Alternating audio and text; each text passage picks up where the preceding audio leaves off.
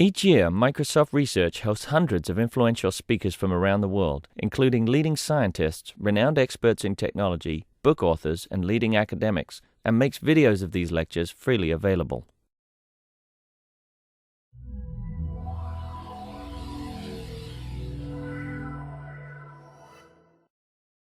Okay, so welcome everyone. Here to hear two people talk this afternoon. They're both from Arizona State University. First will be Aviral Shrivastava. That's close. Okay. He's an assistant professor at ASU. He's working in the compiler and microarchitecture lab, which he helped found and runs. His interest is very much in the boundary between compilers and microarchitecture. And in VLSI techniques for optimization. He has a PhD and Masters from University of California at Irvine. We'll then hear from Sama, whose last name I've heard several times but will not attempt to pronounce.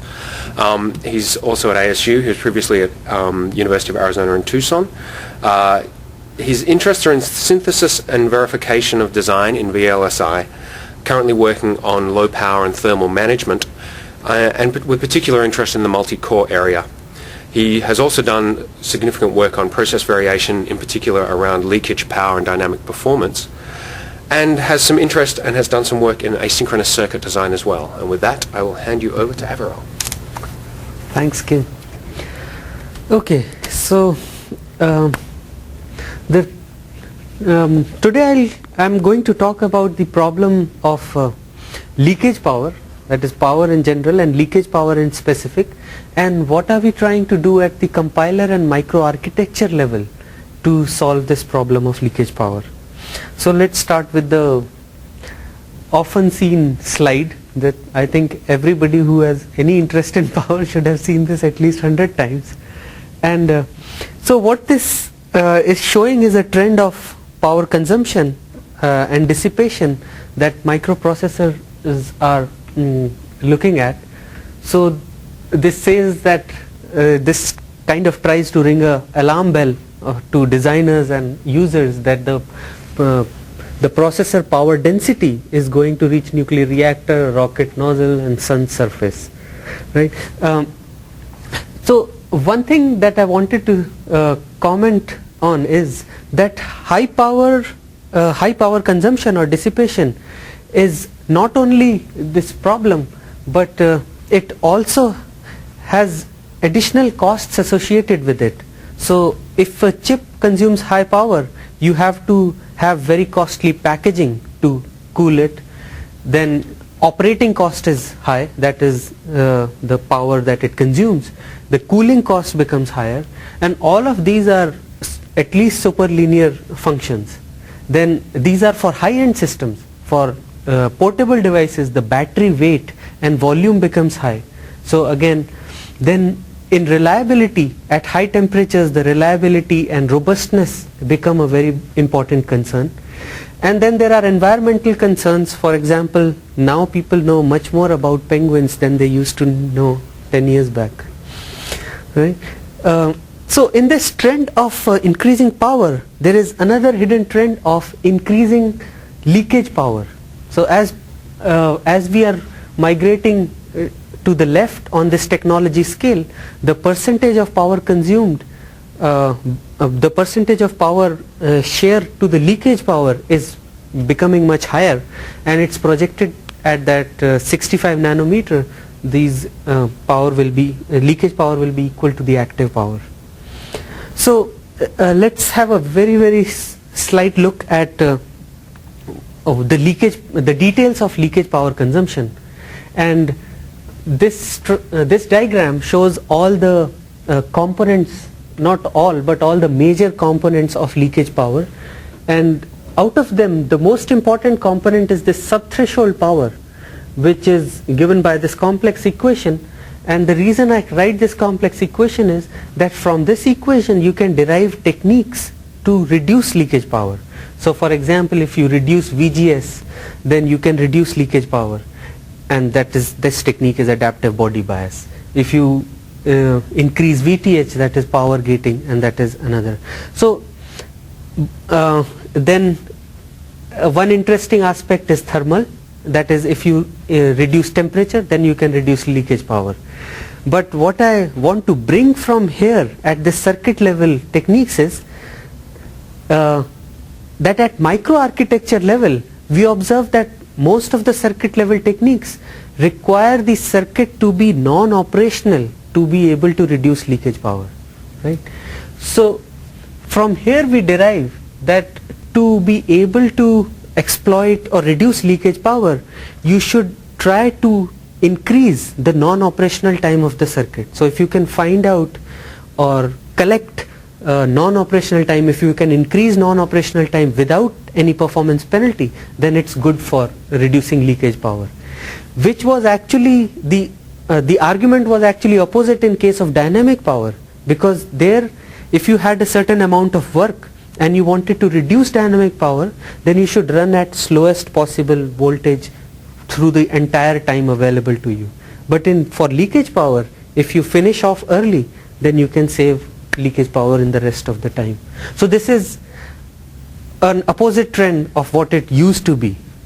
That's why it is interesting. Then second is this observation that leakage is extremely sensitive to temperature. So what can we do with this knowledge at microarchitecture and compiler level?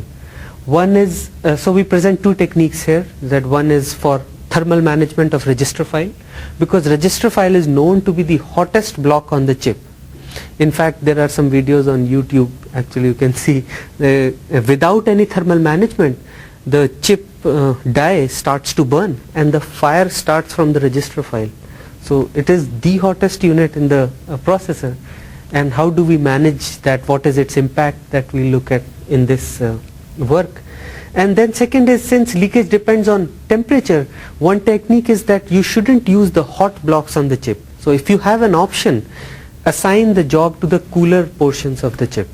And that's what we look at the leakage aware power gating and operation to functional unit binding.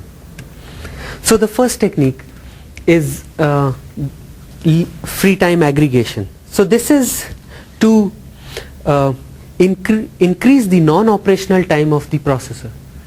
So this graph shows depicts the execution of a quicksort algorithm on the Intel X-Scale processor, and each dot on this represents that at this point in the execution, say 12,000, 120,000 cycle, the processor was stalled for 50 cycles. Right? That's what it shows. So the takeaway from this graph is that even though the X-Scale is stalled for 30% of the execution time, each stall is less than 100 cycles. Right? Now let's look at the power machine of X-Scale. Right? The normal mode of execution of X-Scale is at 600 megahertz when it consumes 450 milliwatt of power. The first low power state is the idle state, in which the clock is frozen. So the clock PLL is still working, but the clock is disabled soon after it is generated. So it doesn't go through the entire chip. The body is reverse biased, but the state is preserved. So to switch to this cycle, it takes 180 cycles to switch to this state and 180 cycles to come out of this state. The next is a drowsy mode in which the PLL is stopped, clock is stopped. So it consumes very low power, like just 1 milliwatt, but it takes 36,000 cycles to switch to this state and similarly to get back of that state. And then the sleep state is kind of like hibernation. You save all the state to the disk and you shut down the machine. Right. Now, even if you want to utilize the idle state, the minimum break-even time that you need for a profitable switching is 360 cycles, which is not possible in a normal execution of on an X-Scale processor.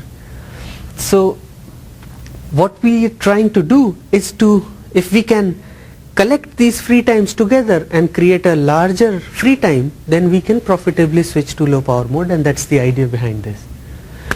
So to understand this, let's look at a memory bound loop.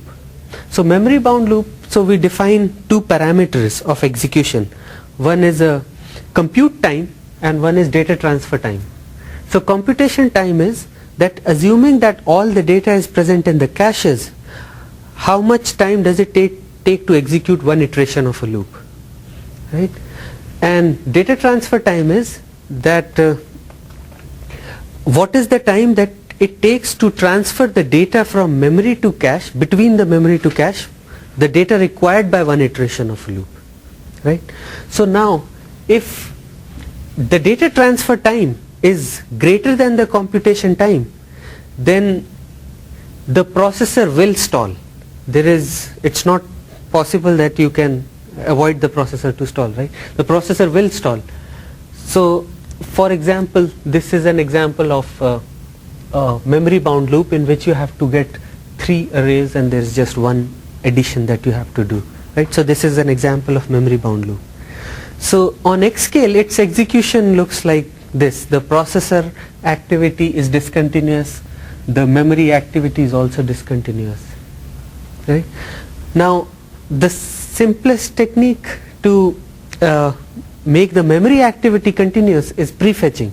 So if you could prefetch one line ahead, then you can give these commands for getting this line early on, so you can shift all these.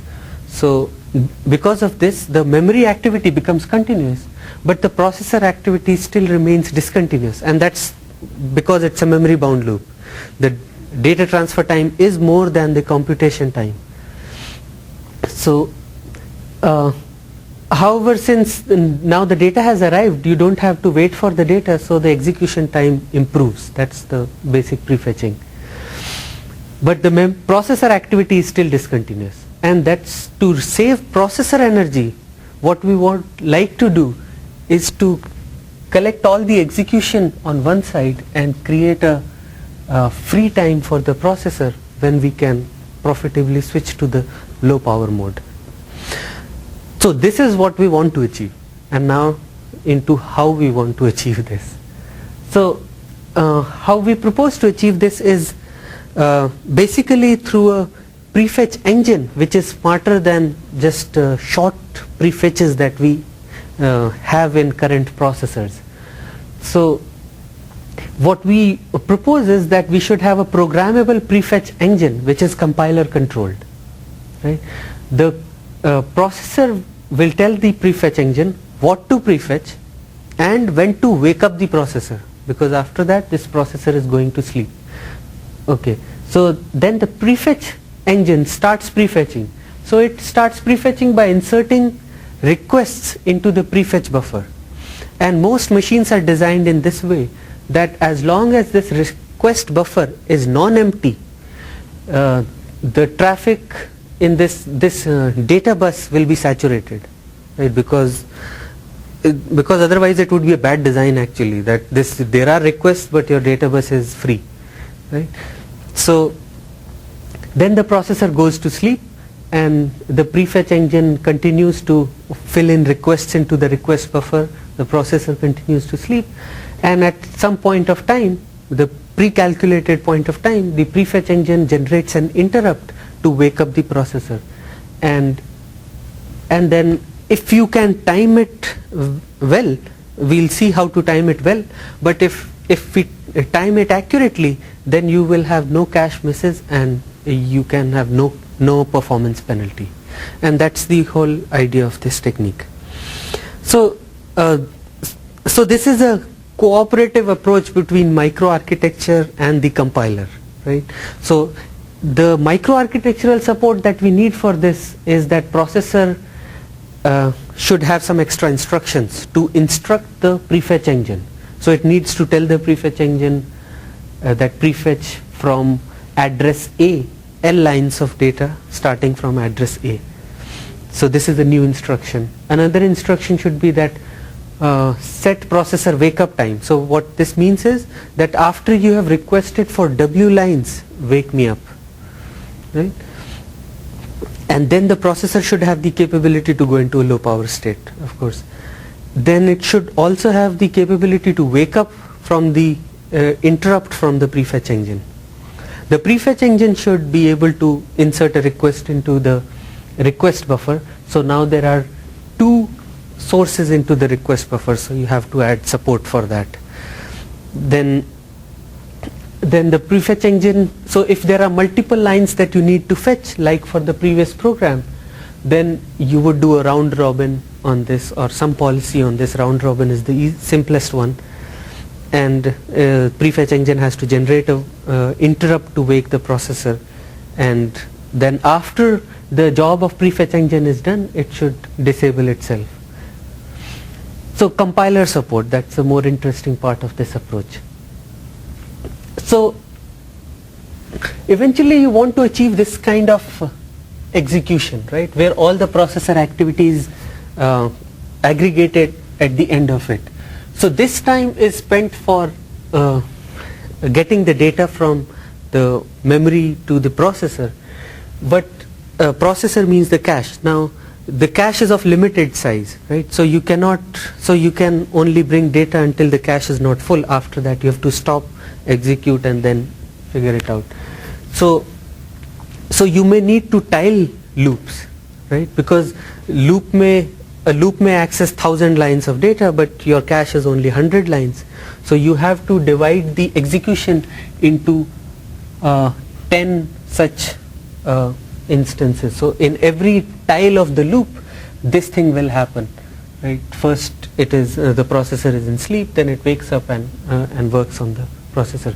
So this kind of code that we saw, that has to be transformed into, so you start the prefetches for A, B and C, and then start prefetch, and then in each tile of the loop you set the wake up time and put the processor to idle mode. Then for that tile you bring the data, so the data is being brought from here to here continuously, right, just the processor activities from here to here, because the data transfer time is more than processor time. So processor is faster, consuming the data faster than the you can bring from the memory. That's why at here it's the end time, that as soon as the last word is brought, the processor operates on it, and that's it. So if you let it run any longer, the processor will start missing the cache. So that's the critical point to stop. So these are some steps of this: set up prefetch engine, tile the loop, set to wake up the processor, and put processor to sleep. And now all that remains is to find the tile size and the wake up time. So this can be modeled as a producer consumer problem, in which the memory is writing to at some speed in the cache, and processor is using the data at certain speed from the cache, and the wake up time is determined by the constraint that you cannot overwrite the data in the cache. You cannot overwrite any unused data in the cache, and tile size is determined by that when you the time at which you finish all the data that you have prefetched. That determines the tile size. So we have performed this analysis for single non-nested loops, so single dimensional loops, for when the loops have all the access functions are affine indices of the loop iterators. In this environment we can do all the analysis and accurately make a schedule when this whole system will work. So actually at this time I would also like to make a note that actually this whole mechanism of accurately managing the cache and bringing the data works the best in a single threaded, single process environment where your execution is not disturbed by anything else, right? Only you control the cache, and which is, I think, extremely important for multiprocessor environments where you want the processing engines to run in a very, very power efficient mode, right? So like the cell processor has these 8 micro engines, and this is a very, very power efficient mode, because either you are running at full speed or you are sleeping, right? So you are not doing anything inefficiently. both are good things to do, right? Either you work at full speed or you sleep. So this is a highly power efficient execution mode, and even without complicated analysis, if people were to do it by hand, this could be very useful in cell phones and in systems where people hand optimize the code to achieve power and performance efficiency. So compiler analysis may be obviously very difficult as the code becomes more dynamic in nature and more difficult to analyze, but this technique per se is actually very effective. So now let's look at what can this technique do. So free time window is that at a single stretch, how many cycles can I be free? The processor can be free, and we see that we can aggregate up to 50,000 free cycles of the processor, which is definitely more than enough to switch the processor to low power mode, right? And we do unrolling. So unrolling actually increases the effectiveness of our technique. So if you do unrolling, then some loops which could not be aggregated till now, because the computation, so when you do unrolling, the data transfer time remains the same, but you can save on some computation because the branches you don't have to compute every time, right? You have unrolled it 8 times, so it will execute 8 times. So the CT computation time decreases, so some loop that was not memory bound can become memory bound because computation has decreased. So for example, these 2 loops which were actually not memory bound, after unrolling they became memory bound, and you could do aggregation on them. And then this is the graph which shows that out of the total execution time of the benchmark, how much percentage of time could the processor be in the low power state. So again in this, so you see that actually up to 50% on an average, or 40 to 50% you can be in the low power state after aggregation, right? So this depends on the benchmark, right? The bigger the ratio of DT divided by CT, so if the data transfer time is really long, then you will have more sleep time, right? Because now it's an optimized execution. Okay, so on a very simple power model that we had, where we have power numbers for the busy operation, stall operation, idle operation, and our idle operation, we see that we can have up to 18% whole processor energy savings. And so I think this is very encouraging results. So, and very, very applicable to especially hand-tuned designs, but also to if the analysis can be improved, then it can be very applicable. Okay, the next thing I want to bring is that how does this aggregation as a concept relate to other power reduction techniques, right? For example, DVS, right? So I think that's the best comparison what we have here. So DVS obviously tries to say that you should execute at a lower speed, while our technique says the opposite, that you should run at the maximum speed and then stop. But other than that, one important point to note is that DVS is actually not easy to implement in hardware. It requires a very, very carefully designed circuit which brings down the voltage of the circuit and then the frequency of the circuit, and so while this low power state is easy to implement in hardware, it's very easy, you just freeze the clock and that's it, right? And then DVS, for example, on X scale, it takes 2 milliseconds to change the voltage. So that is around 1.2 million processor cycles. So it has a very high overhead when we look at in terms of processor cycles. The only thing is that if you want to do DVS, if you switch if you are making decisions at 3 orders of magnitude more higher time granularity, then it doesn't matter, right? Then it becomes only 0.1% overhead. But the other thing to note is that DVS and aggregation work at different levels of granularity. One is working at some hundreds of cycles and one is working at millions of cycles.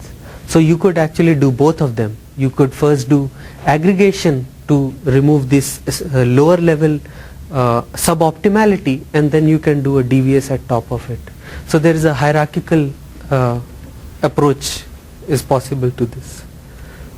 Okay, so the ongoing research in this is to explore if there are other possible solutions to this, for example, complete hardware solutions or complete software solutions to this. Then we're trying to increase the scope of this aggregation based analysis to multiple loop nests or profile based, then it can run on general purpose applications. Then also we are trying to evaluate how this aggregation based technique is, how effective it is on other platforms, especially handhelds. Okay, so let's come to the next topic. So here the observation is that leakage is extremely sensitive to temperature. In fact, it's actually exponentially related to temperature. So actually one study showed that at 65 nanometer, if you increase the temperature from by 30 degrees centigrade, then the total power can increase by 2 times because of leakage. The dynamic remains the same. So that means it's a very high increase. Yeah. Since you're probably changing gears here, can we slide in a couple of points I had in mind? Sure.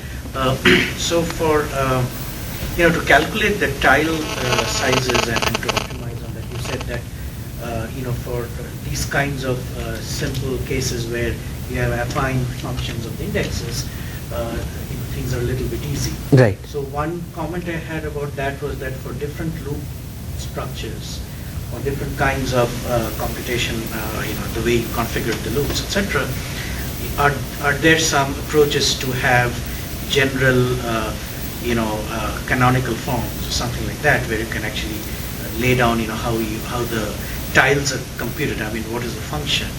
What are the precise functions that you should be computing? Is there any general approach towards that, rather than doing it by hand or trying to solve those equations that you wrote down? So that was one question. The other one was for threaded programs. Is there some thoughts you have as to how do you extend the domain of application of these techniques? Right. Okay, so let me answer these in reverse order, because I think for threaded, the easiest way we found to extend this work was to partition the cache equally between 2 threads, and then because interference can cause a lot of problems in these exact calculations. So if you can share the cache and make them partition it, then this will control this one and this will control this one. And as long as you have more than say 1000 cycles, you can aggregate more than 1000 processor cycles, then you will be able to save a lot of energy. And which is possible actually, even very small size caches you can aggregate this much. So 50,000 is a really high number, which you really don't need to do it, because every time you just need to be over 360 cycles actually accurately to have a profitable switch. So now for the other question, I don't completely understand the question. That's the one. I'm saying that right now at the kind of loop that you exhibited here, right, there seems to be a simple right, linear equation that needs right, to be solved right, to find out T.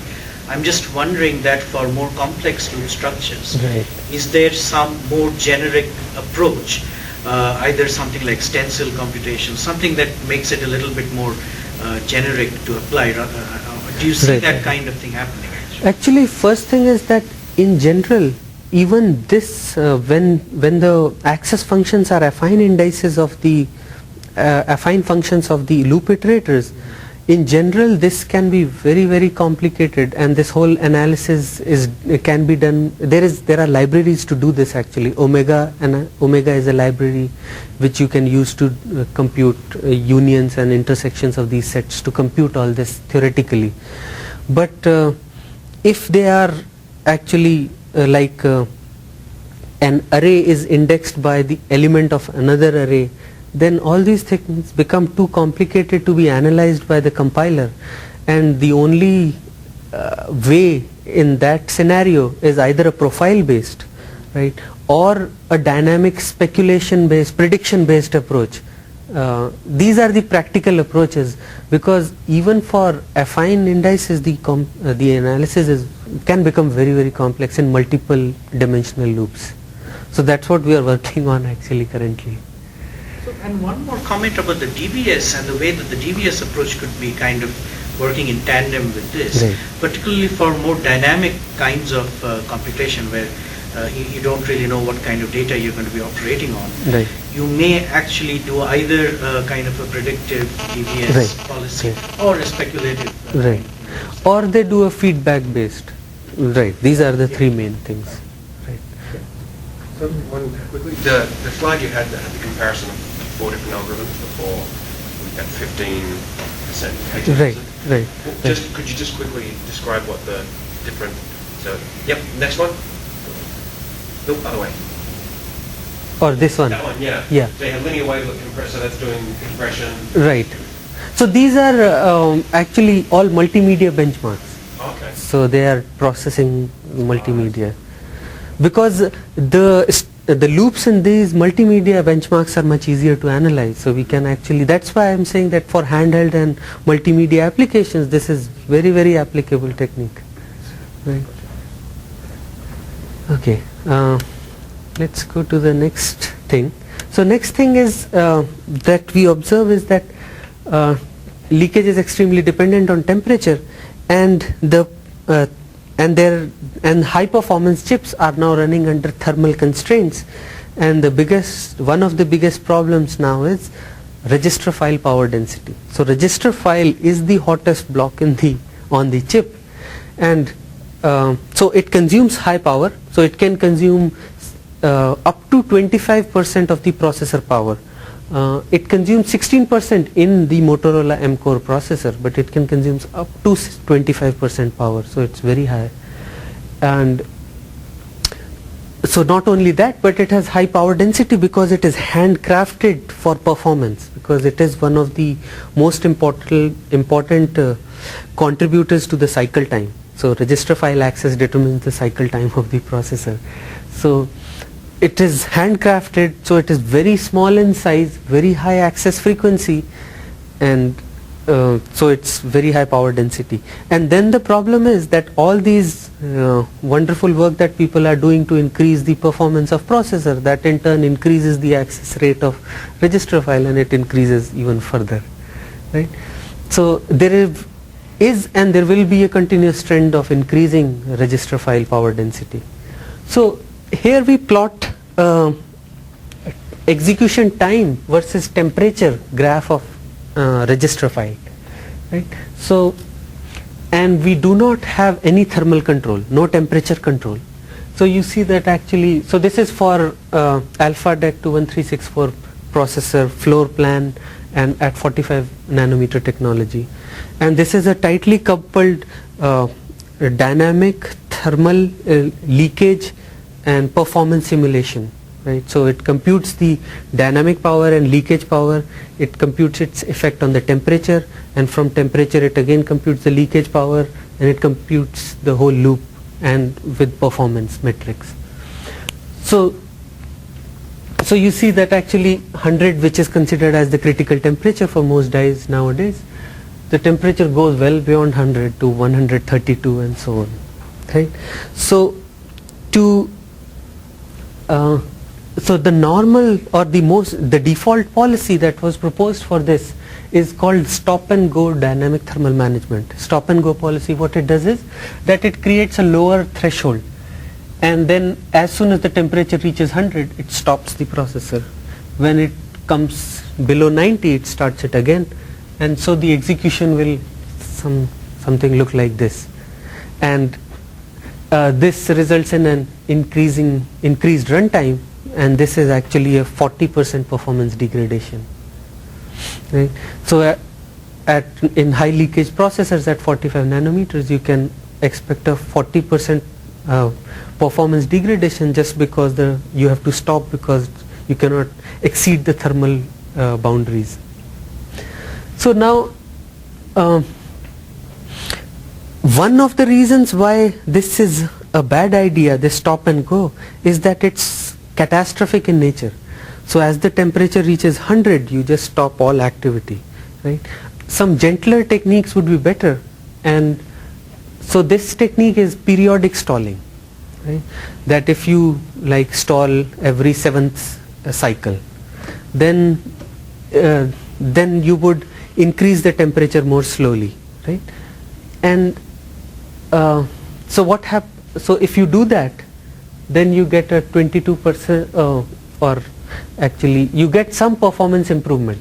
So this is the runtime as compared to the stop and go policy. So stop and go is at 100% runtime, right, execution time. So if you do this periodic stalling, then the runtime comes down a little,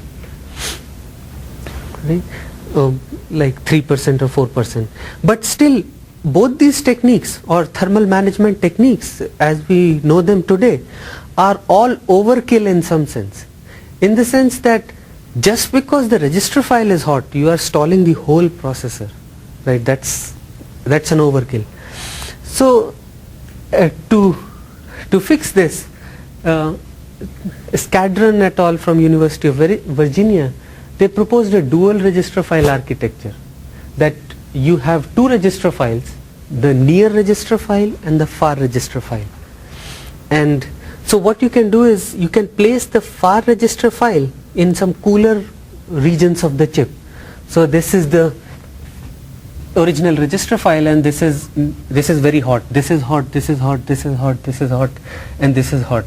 So this is actually a hot region of the chip. So they place another register file near the floating point unit, which is relatively cooler.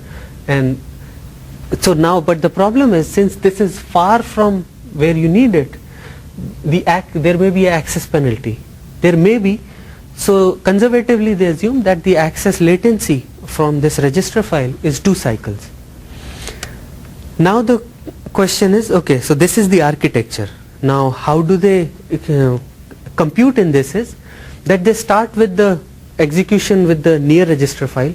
When the temperature goes to 100 degrees centigrade, they move all the values to the far register file, use from there.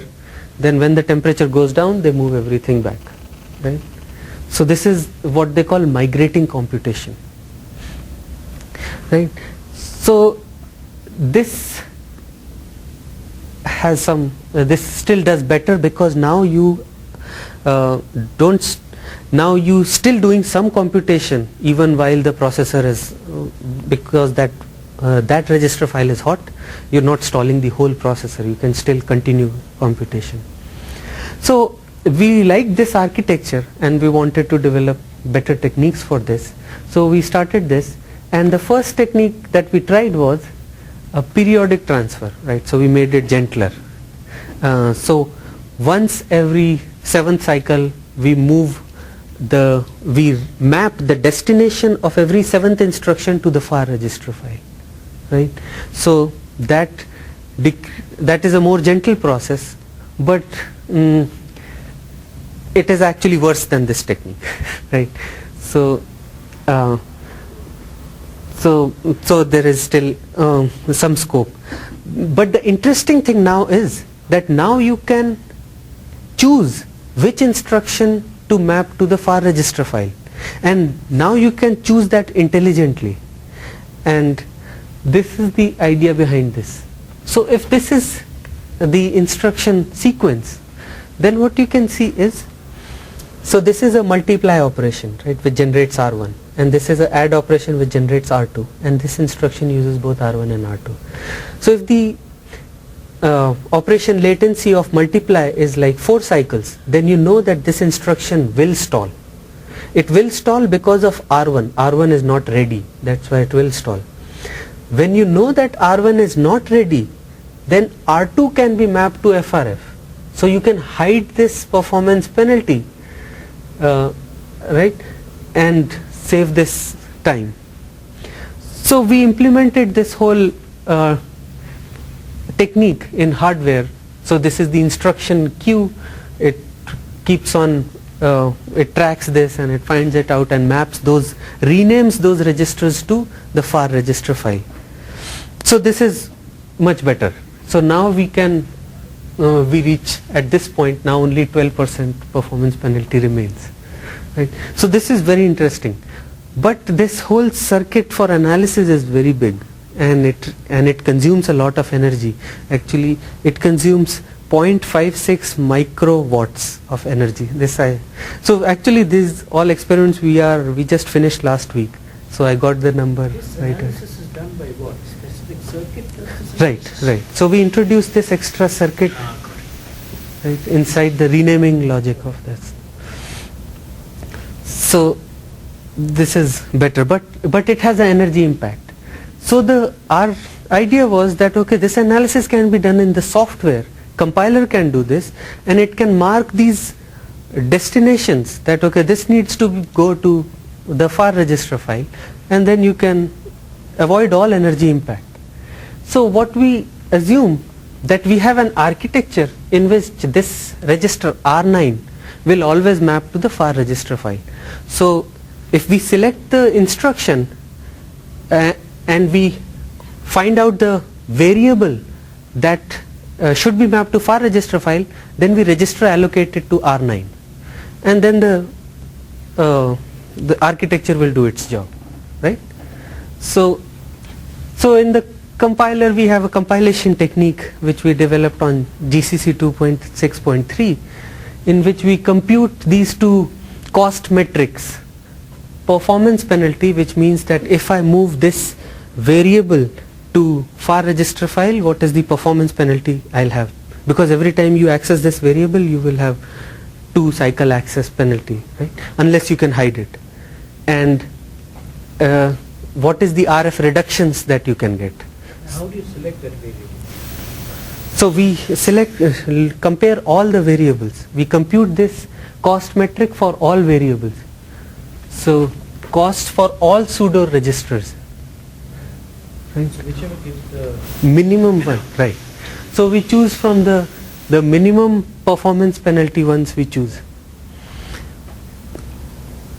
And this technique is then better than the hardware technique, and primarily because it does not have any energy overhead. And although dynamically you can sometimes do better analysis, but this works out pretty good. So now still after all this, 9% of penalty still remains, but this 9% is against this blue chart, that is when there is no thermal model. No thermal model means that it may not be achievable, right?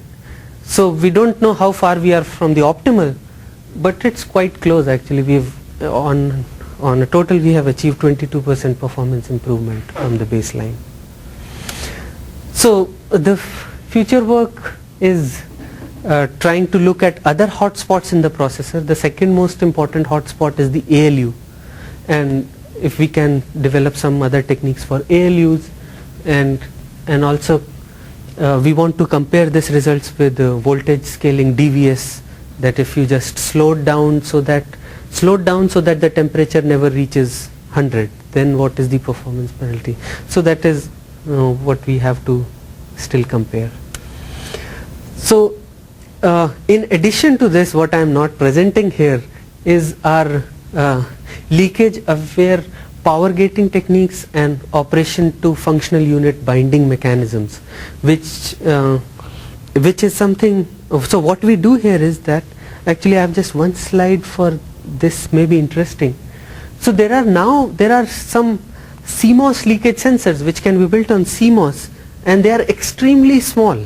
So this would be like 50 transistors or so, right? And they are quite accurate, like this one by Kim et al. It has 3% accuracy, and it's extremely small, and it's in standard CMOS fabrication. So essentially these leakage sensors can be dispersed anywhere on the chip, and the question that we have at compiler and microarchitecture level is how to use them. So what we proposed is to use them inside, let me just switch this a little bit and show this. Right.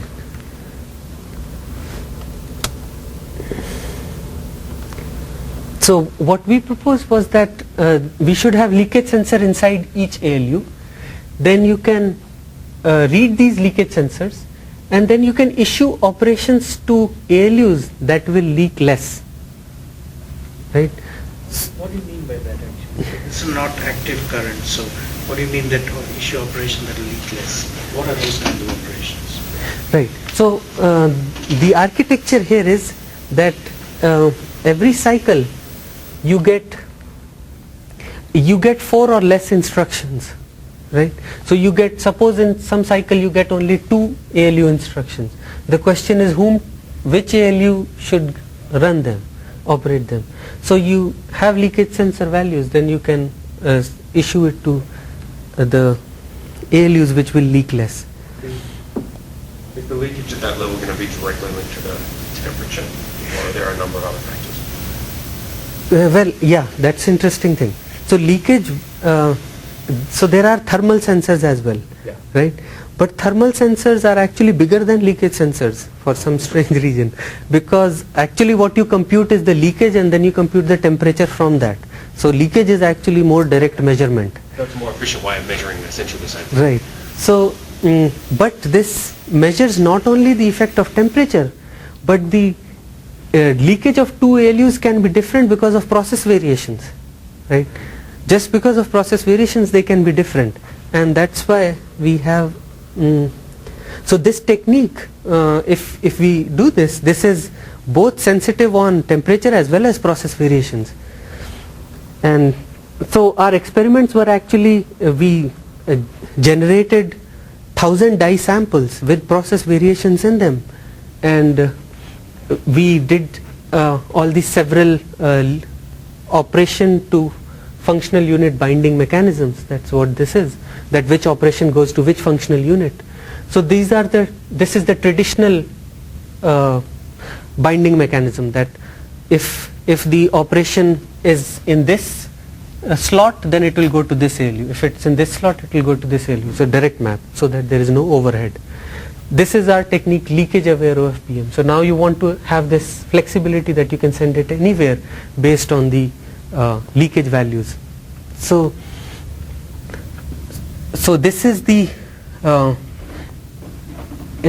power consumption. So if you look at the variation here, the mean of this is much less than the mean of other techniques, plus the standard deviation is also lesser than the other techniques. So this one has standard deviation, so there is a 25% reduction in standard deviation also. So what's the importance of this result is that so when Intel makes processors, they make the same design, but some processors operate at 2 gigahertz, some at 4 gigahertz, right? That is due to process variations. Now although they operate at 2 and 4 gigahertz, the clock rate we cannot change.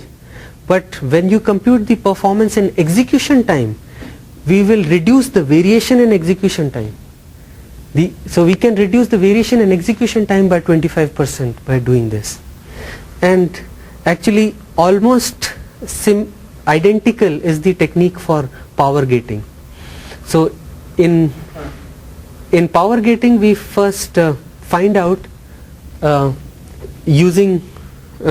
that how many ALUs do I need to keep on, right? So we compute the average IPC in the past few hundred cycles, right? So if the IPC is say 2.5, then we knew that okay, we need 3 ALUs to be on, right? So once you know okay 3 ALUs need to be on, then which ones should be on and or which one should be power gated, this is determined by the leakage values again, right? So again, by doing this, But again, you need some kind of a circuit to calculate. Right. So actually these results include the overhead of that circuit, right?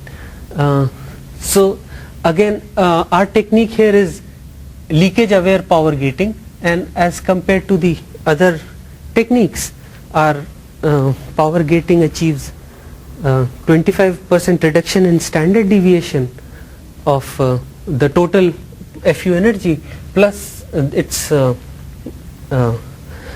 mean is also quite less.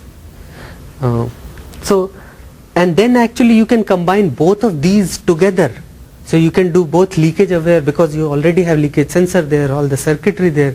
So you can do leakage aware operation binding as well as this power gating, and then you can achieve 34% reduction in ALU power, which actually translates to 12% total power reduction of at the processor level. And also another interesting is it reduces the maximum ALU temperature by 12 degrees. So that is also very winning point for this.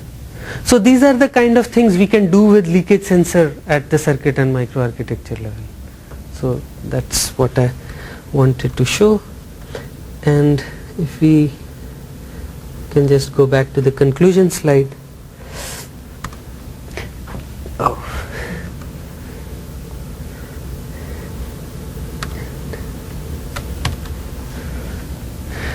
So to conclude, actually leakage power is becoming a major concern in these in modern sub-nanometer devices, not only because it costs, that is it costs in terms of money, but it has a performance impact as well. So not only because it increases the energy consumption, but it has performance impact. And to reduce leakage power, several circuit level techniques require the processor to be in non-operational mode, and for that this processor free time aggregation technique we have proposed and we are working on. And then to relieve hot spots, we propose this register file thermal management techniques. And since leakage is highly sensitive on temperature, we have leakage aware operation binding and power gating techniques for this. Thank you. Question. I have just more questions. So do you see the last set of approaches, the OFPM PG, to be applicable, and how does it change for multi-core environments? Right. So actually till now we have done only on single core, but actually that's what we are trying to jointly look at. Yeah. Seems there is scope of application there too. So that's what we want to do, actually going ahead, see the effect of process variations on multi-core architecture and see what we can do at compiler microarchitecture and OS level to contain that. Your podium. Good afternoon. I'm going to continue this discussion on thermal management and the impact of leakage, but the discussion now will go to, I guess, to a much higher level of granularity, okay, where we will be talking about performance optimization. We'll be talking about multi-core processors under thermal, performance optimization for multi-core processors under thermal constraints. I'd like to just mention that this is the all this work is the work of a student of mine, Ravi Shankar Rao, who's a PhD candidate and who will soon be graduating. Now, before I get started with the details of this work, I'd like to address two things. One is why thermal constraints are now coming into play when we talk about power and performance optimization, and why multi-core. There seems to be a consensus developing in industry where chip architects can no longer ignore thermal issues when considering power performance trade-offs early in the design phase, and there are several reasons for this. The first is you saw some discussion just now a moment ago about the dependence of leakage on temperature, and let me just briefly go over that. First is, if you look at this plot shows the different sources of power consumption, and you notice here that this works. Does this work? Oh, just a second. Yeah. So if you look at these two curves show this is the subthreshold leakage current and this is the gate leakage current. And as you see, although the dynamic power dissipation is increasing, it's increasing at a much slower rate. And at this point, both the subthreshold leakage as well as the gate leakage have reached almost the same level as the total as the dynamic power consumption. In fact, the expectation is that that they want to cap leakage at about 50% of the total power. Okay. Now the leakage plays as we realize, leakage plays a fundamental role. It also changes the way we address power performance optimization, because it now requires us to bring into account thermal constraints. Here is a plot that shows the same the plot of the ion, the drain to source current of a MOSFET versus the gate voltage. And you notice here that as the temperature increases, the subthreshold slope, and what the subthreshold slope indicates is the ease with which you can turn the device off. Okay? So you would want a low subthreshold slope, and as you see that as the temperature increases, the subthreshold slope actually, it increases, and it increases linearly with the increase in temperature. Equally important is the off current. This is the current when the device is supposed to be off, when the gate voltage is 0 in this case. And you notice that the off current also increases, but the off current increases for every 50 degrees it increases almost by more than an order of magnitude. And the reason why the off current increases is because of the reduction in the threshold voltage. And when you have short channel devices, when you have very small geometry devices, the effect of the length of the channel on the threshold voltage is known as short channel effects. And as a result of short channel effects, as well as the impact of the drain node on the threshold voltage, I-off begins to increase.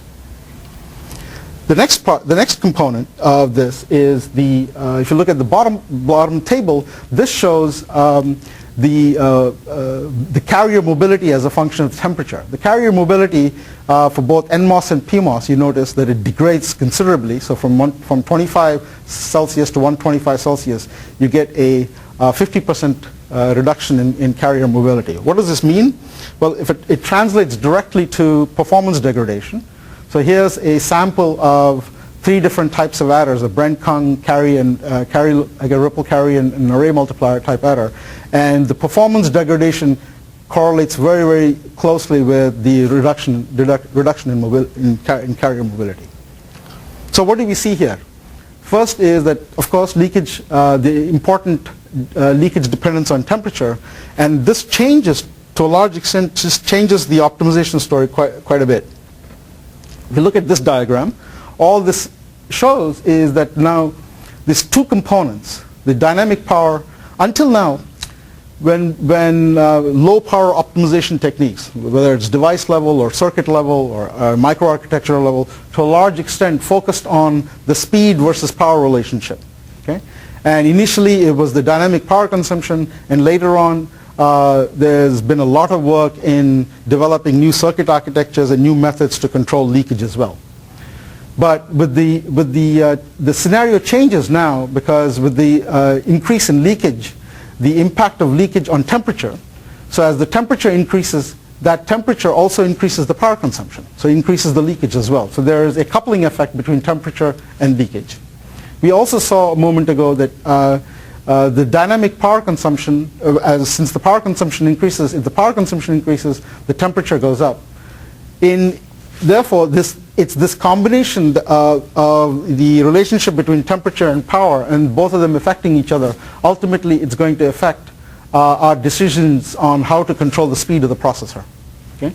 So now, there is a sort of almost a closed loop. The speed affects the power affects temperature affects power consumption, and therefore when you're coming up with any type of a dynamic frequency scaling method, that is any type of speed control, you have to take into account the thermal effects. Okay? And that's principally why we can't do this. So the story here is that we cannot separate thermal issues from power performance issues. The next question is, so this is fine. The next question is this whole business about multi-core, and this is certainly where the industry is headed, and there's no secret about it. Everybody's talking about how multi-core is going to change the field of computing. To whatever extent that is true, I guess it is true to a large extent, primarily because we are not able to extract out performance at the rate at which we wanted to, at the rate at which we got accustomed to doing, simply because of power consumption. So here's a simple example of some data that I pulled out from one of the Intel documents, and it shows a relative comparison of single core versus multi-core. And what this is a plot of a measurement of a collection of benchmark programs that they ran, and it's a relative measure. So if you assume that we're looking at power consumption and performance at running it, the processor running at maximum frequency to be unit. If you overclock, that is, if you increase the clock frequency by about 20%, what you notice here is the performance improves. You get a gain in performance of only about 13%, whereas the power consumption jumps to about 73%. Conversely, if you reduce the clock frequency by 20%, you get again a linear drop in an equivalent drop in performance, but you only get a 49% reduction in power consumption. Okay? Compare this with a dual core processor, the same set of benchmark programs running on a dual core processor, and you notice here if we underclock the processor, that is, if you lower the clock frequency by 20%, we get the same performance as the single core processor running, clocked at 20%, 20% higher, right? More importantly, the power consumption of a underclocked system is approximately the same as the single processor running at maximum frequency. There's a simple reason for this. So this is really what draws everybody to multi-core, right? Although we don't know how to program them, we don't know what to do with them yet, but this is really why this multi-core is so attractive. And the reason is one of the simple sort of first order explanations of this behavior, besides the fact that there are a lot of advantages to simultaneous multi-threading, a lot of performance and power advantages to simultaneous multi-threading. The basic reason is that power is going to be directly proportional to area, okay? Whereas the performance is going to increase like the square root of the area. Okay? And this is not a mathematical law, it's an empirically observed fact over almost all the microprocessors that have been in all generations of microprocessors over the last decade or so. It's because of this relationship that we're trying to gain, this is where we're going to try to gain through the use of multi-core processors. Well, this plot particularly seems to indicate that the multi-core processor is a very, very good solution to solving this power performance and power performance problem that we're facing. Our analysis will show that this is not really the case, and that there are significant challenges that lie ahead when we deal with multi-core processors, particularly in the context of thermal aware design. Okay? So what is the process? Let's see what we could expect as the promise from of multi-core. If you had, the first thing is if you looked at the speed up as a function of the number of active processors, we would expect that as the number of processors increases, you would expect a linear speed up under the assumption that if you had 100% parallelism, that is, there were no single threads, all threads could be executed in parallel, and you had sufficient bandwidth, then one would expect that we would have, as the number of processors, active processors increases, we get a concomitant increase in linear increase in throughput. This would happen, of course, this will only be possible if the power consumption of the individual cores is sufficiently small. Okay? That is, if the per core power is very, very low, and each processor is running at a constant maximum frequency. What would happen in the case of thermal constraints? What should we expect? Well, if you look at, if you normalize the maximum speed to be 1, we would think that, at some point we would be able to run a certain number of the cores at the maximum possible frequency and keep them active. But beyond that, if you run more cores, then because of thermal constraints, we might face a situation where we get a reduction in speed up, okay? Reduction in throughput, rather. So this is something that we need to investigate. We don't know whether this is true or not, but this is certainly reasonable, a possibility, because of the circular dependence between power consumption and temperature. Right? So if you activate more processors, you may generate, because of that relationship, you may generate so much, you may consume so much power, the power consumption may increase to such an extent that you would have to throttle it, okay? And thereby lose some performance.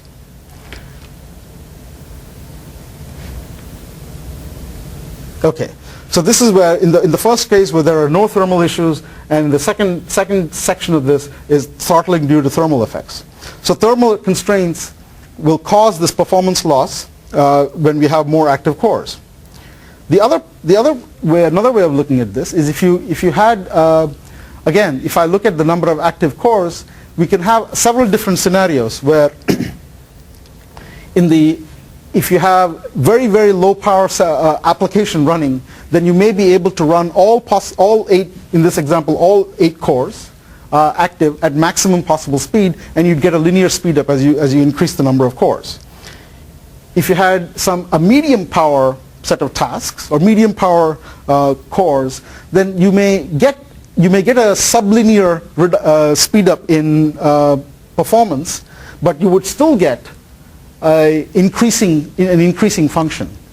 But it's also possible that if you go to a state where you have very high power consumption, you may also see something like this. And that is, you actually lose in performance if you activate more cores. And it is these types of investigations that we wish to address. Okay. Now. Finally, in addition to the behavior of the relationship between power and temperature, if you look at this particular plot, the ITRS power projections, it says that at some point, that the technology will be in such a state that the cooling technology will saturate at its ability to, say, remove about 198 watts of power. Okay, so there is a ceiling on the cooling system to the amount of power that we can actually that we cannot cross. So this may ultimately be the hard limit on the power consumption. Okay, so let's take a look at existing approaches to temperature aware design and some of their limitations. We saw here there are 3 components. One is the speed affecting the power increasing the temperature, the increase in temperature in reaction increasing the power, and the relationship and the temperature in fact will affect the decisions that we make on speed. So what are the approaches to doing this? Well, the first one, let's take a look at this one. We're going to look at the relationship between speed, power, and temperature. So consider the first, where the input to your system, the input decision variable, if I may, is the speed S. Okay, and there is a model, or there is a relationship between power, speed, and temperature. And this is, as I said, a nonlinear. It will be a nonlinear algebraic relationship between these 2 quantities. So, and to some extent, we have enough information about this. Speed is clock speed. Clock frequency, yes, yeah. In this particular case, yeah, clock frequency. The next thing is this. Once we have this relationship once we compute this power, determine this power consumption, the next component of the system model is a unit that is a linear dynamic relationship. That is, it has some history dependence. What this says is the relationship between temperature and power is described by a set of differential equations. So here, this is the rate of change of temperature with respect to time is a function of temperature and power. The solution to this set of differential equations will give me a value of t, okay? And that value of t will be used to determine the speed s, okay? And that will in turn determine the value of p, and so on and so forth. Right? So here, the speed s, the power p, and the temperature t, and the power speed relationship fs. So these are all the components of the system that we need to have, right? These are all time varying. So they're not simple quantities. Each one of these functions is a function of time. S is a function of time. Capital T is a function of time, and P is a function of both S and capital T, both which are functions of time. Okay. The next thing is this diagram shows what we have currently available in being able to perform some sort of analysis between speed, temperature, and power consumption. In general, what we have today is a method of basically simulation techniques, and the classical techniques are based on performing some sort of cycle accurate simulation. And let me just briefly go over this loop. The first part is we have some sort of a model, a performance model, a CPU performance model, and an example of this is the so-called simple scalar. And this is essentially what this says is it describes the CPU at a fairly coarse-grained description. Each of the components of that, it has a specific model of power consumption, or performance rather, for each of those components.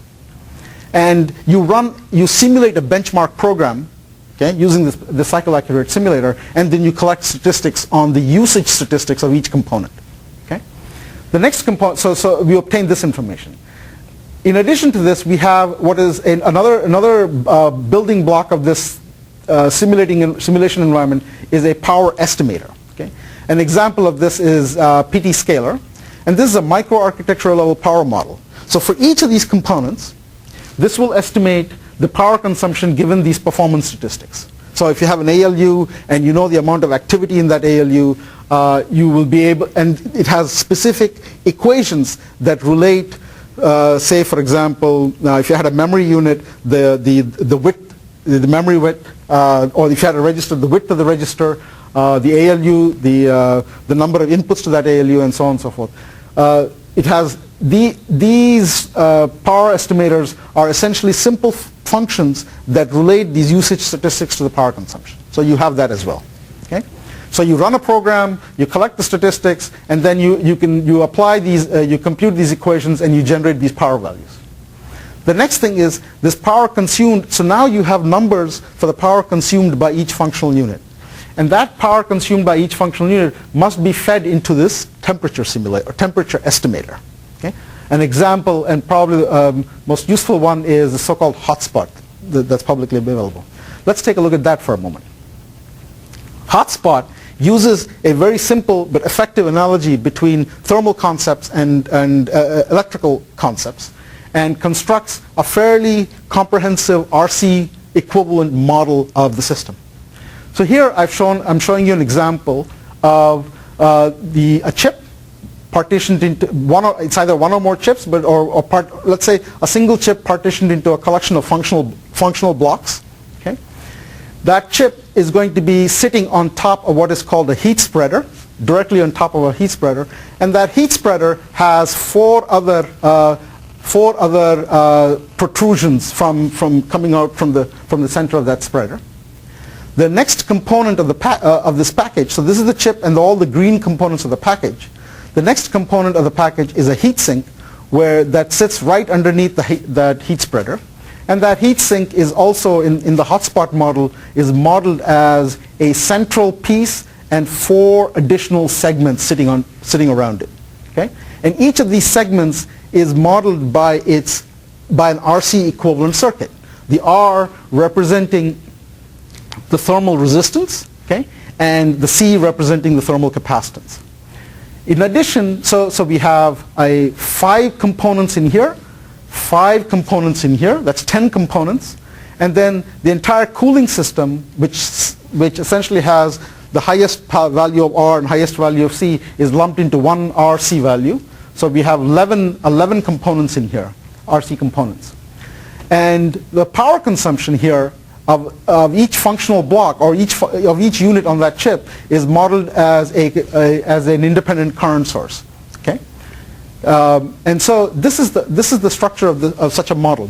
So now, if you imagine that if you had a functional block of a CPU with, say, 20 functional blocks, okay, the size of this model would be 20 plus 11, which is 20, 30, 31, order 31. Okay? It will be an order 31, 31st order model, okay? Consisting of all an RC network that is actually much more complex than this, because what I didn't show here is lateral resistances, okay, between neighboring functional blocks. So I've eliminated those as well. So what would happen? This power consumed by each functional unit is fed into this temperature estimator. And that temperature estimator is essentially this model that is evaluated by solving the set of equations corresponding to the structure on the right-hand side. Okay? And that produces a new temperature value, which will then be used in the power estimator with the performance statistics to generate the new power value and so on. So each cycle accurate simulation, so if you wanted to simulate, say, 300 seconds of computation, then something like this would take in many days to complete. Okay. Wow. Am I almost there? Really? Yeah. Oh, then I won't be able to finish this talk. I'm just getting started.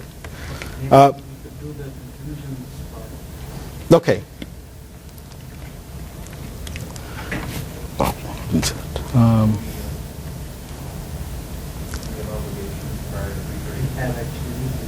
Okay. Okay, so let me...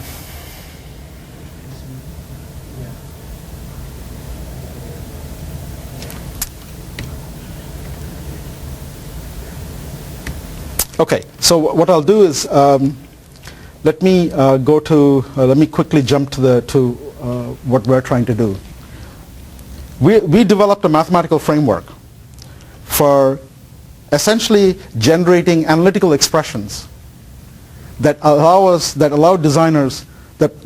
provide designers approximately the same amount of information, if not more, right, than the results that they would get from a cycle accurate simulation. So our focus is on coming up with analytical models. The analytical models are many orders of magnitude, as you would expect, faster than a simulator. So what I could do in a week, I could do in a matter of a few milliseconds of computation. And that's what we were interested in. If you remember, and I'm jumping sort of fairly quickly into my talk. If you remember at the beginning, I showed some of the plots of how the impact of, especially in the multi-core environment, the types of questions that we want to ask. How many cores do we need to activate? Okay. How does the throughput increase as a function of the number of active cores? Right?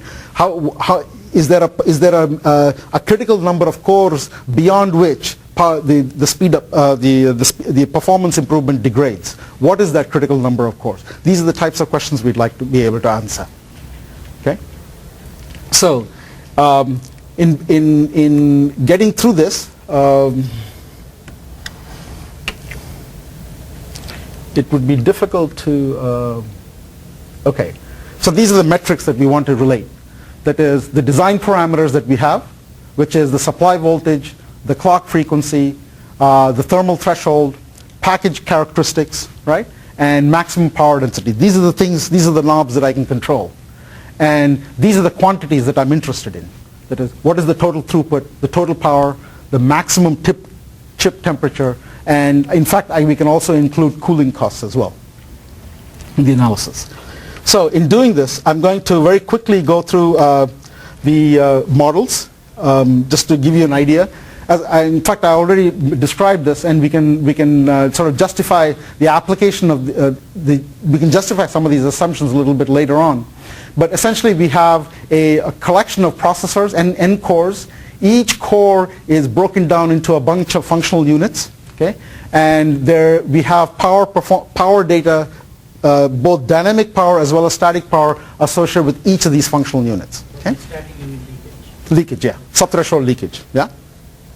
So we have all that information. Then we use existing models for for computing the dynamic power consumption as a function of speed. Okay, we use existing models for computing the static power consumption as a function of the unit's temperature. So we use all the existing sort of information that we have, and this is, as I mentioned, this is that relationship between the temperature and leakage is a nonlinear. In fact, it's an exponential function. Being an exponential function and being a function of time and being if you include that, the general solution is intractable. So we make a simple linear approximation to this piecewise linear approximation to this function. Okay, so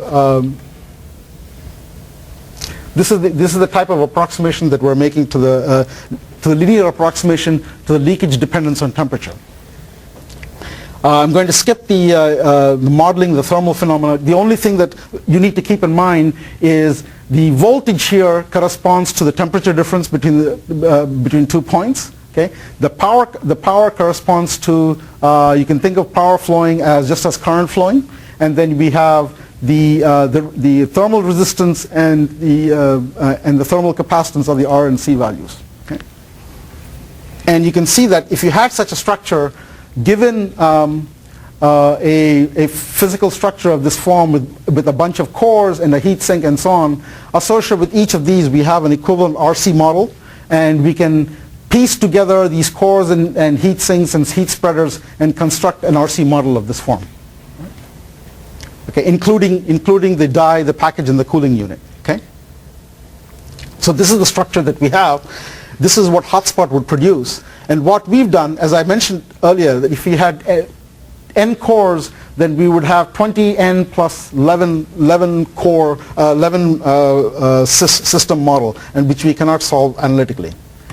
The extreme case is to lump everything into a single lump model, and this is quite popular. Lots of work has been published on this, but this is totally inaccurate. So what our proposed thermal model, and I won't go into the details of this, but we have n cores. We model each a core as a collection of functional blocks, and each of those functional blocks consists of a current source which reflects the power consumption of that, which is dynamic and static power consumption. It has the temperature associated with that functional block, so we can in fact model hotspots. We accurately model hotspots in that. Then because the cooling system, so the first approximation we do is we take that entire package and lump that package into a single unit, so a single RC value. Okay, this is not in the least bit inaccurate. We still keep all the distinctions between the different functional units on the chip. Okay, all the cores are identical. Notice one other point is that there is no lateral heat flow between the blocks. Okay, we ignore the lateral heat flow, but the hotspots are still modeled because this block affects the next block primarily through the package. So there's heat flow from one block to the package and from the package into another block. So that part is definitely included. Okay, so let me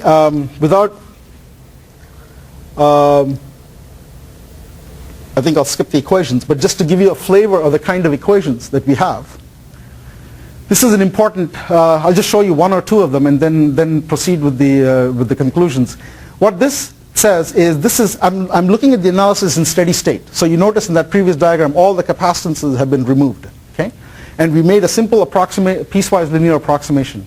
What we have here then is the temperature of the ith functional block, okay, of any core, because all cores are identical. All cores are running identical jobs, right? And this expression is a function, first of all, of the speed of the processors. So all the processors are running at the same speed, at one speed. The next part is it includes the number of cores as a function, right? And more importantly, if you look at the relationship between this and the model, this part, the part that is circled here, that is the temperature drop between the core and the ith functional block of a given core and the package, right? The next part is this is the temperature drop between the package and the ambient, right? The internal ambient of the unit. Finally, this part, the circled part represents the power, or the power flowing from the ith block into the package, and this part now shows the power flowing from the whole chip, from the whole contraption, from all the cores into the package. So the temperature here is a function of the contribution to the temperature on the left for the ith block includes the contribution of the ith block itself and all the other cells on the chip, and all the other cores on the chip. Okay, so you can think of this as the temperature independent portion of temperature independent power of block I, and the other one is the temperature independent power of the entire core, and all are included. This part is the nonlinear factor that captures the leakage dependence on temperature. This type of relationship has never been arrived at. So now this is quite powerful, because I can now estimate the temperature of the ith functional block in a given core, right? So the same is here. Let's move on to answering a question like this: what is the maximum thermally feasible speed that can sustain n sub a active cores? This also we can answer, and we can describe this as, this is the speed, the maximum speed that we can have, and this is given in terms of the maximum possible temperature, the hottest chip we can identify the hottest chip on the block, and it also includes the parameters of the thermal parameters of the package. Okay, so this is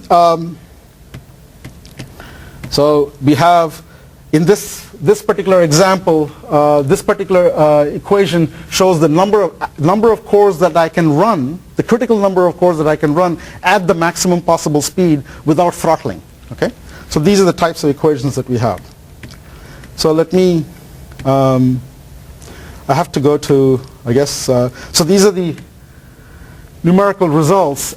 We've looked at various scenarios of different dynamic and leakage power consumptions, and just one point to make: the differences between the hotspot model that takes several days of computation and ours is on the order of a few %.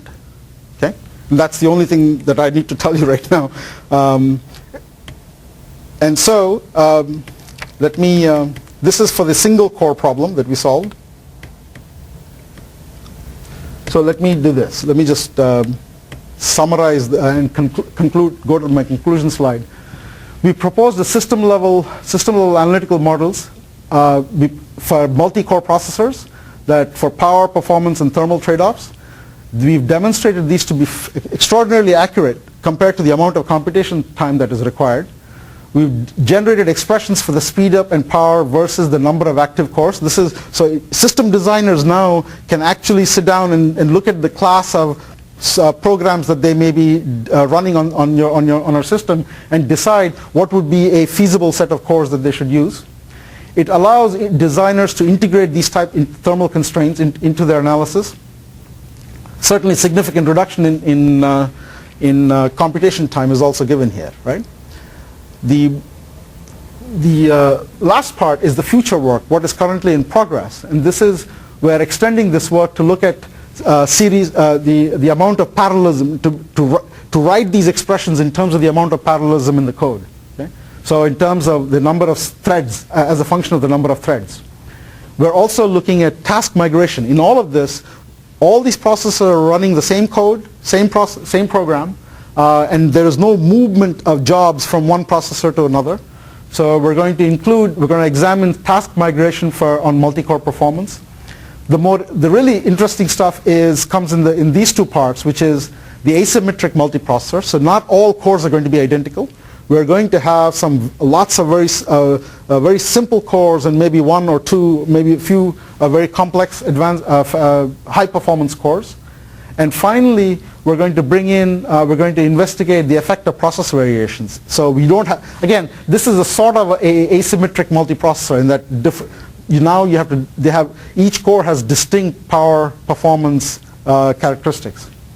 And again, we're also going to examine different types of workloads, analyze different types of workloads. We believe that we can generate similar analytical results for all these classes of problems that we want to investigate.